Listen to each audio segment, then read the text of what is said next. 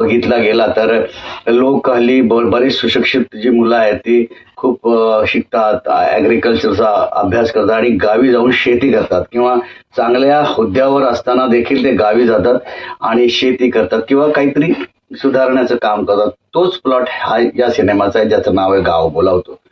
भूषण प्रधान आणि त्याची बायको हे मुंबईत काम करत असतात. ते कुठलं काम करतात ते काही दाखवलं नाही, रिव्हील केलं नाही, पण ते गावी येतात, गाव सुधारण्याचा प्रयत्न करतात आणि गाव सुधारत असताना अनेक प्रॉब्लेम्स क्रिएट होतात.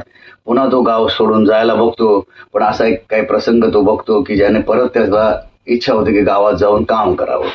राजेश भोसले हा एक नट आहे ज्याला चांगला प्लॅटफॉर्म मिळालेला आहे या सिनेमामध्ये आणि त्याने त्याचं काम चोख केलेलं आहे. पण पण पण मुळात बरेचसे सगळे कलाकार ते काम चांगलं करतात.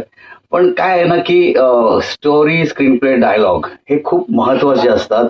हे प्रोड्युसर किंवा डायरेक्टर विसरतो असं मला वाटतं. कारण गाव बोलवतो हे टायटलमध्ये असं कळतं की बाबा शहरातून कोणी गावाकडे येतं आणि गावाकडे आलेला भूषण प्रधान गाव सुधारण्याचं काम करतो.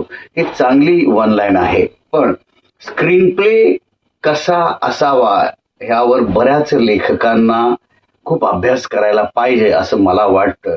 कारण आपल्या मराठीमध्ये स्क्रीन प्लेचाच झोल आहे.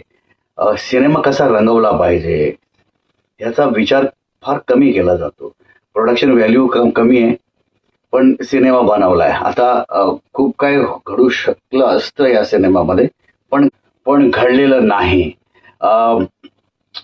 छान सिनेमा झाला असता आणखीन, पण तो नाही झाला असं मला क्लिअर वाटतं. मी बिंदास बोलतोय.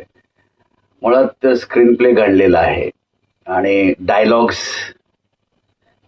का असे लिहिले गेलेत, का रिपिटेशन्स आहेत, कॉस्ट्युम कंटिन्युटी ही जी काय आहे ना, म्हणजे कॉस्ट्युमची कंटिन्युटी सोडाच, बाकी कंटिन्युटी पण प्रॉब्लेमॅटिक आहे.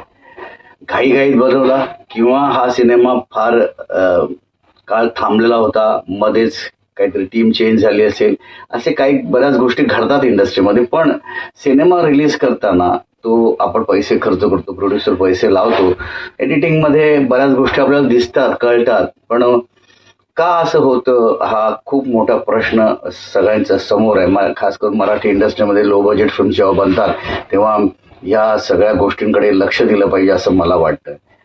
सिनेमा खूप छान झाला असता, टायटल खूप चांगलं होतं, स्टोरी चांगली वर्कआउट केली असते आणखीन, तर आणखीन चांगला सिनेमा बनवू शकला असता. स्वदेश नावाचा एक सिनेमा आला होता, त्यामध्ये असाच एक प्लॉट होता, पण स्वदेश कसा प्रेझेंट केलाय बघा.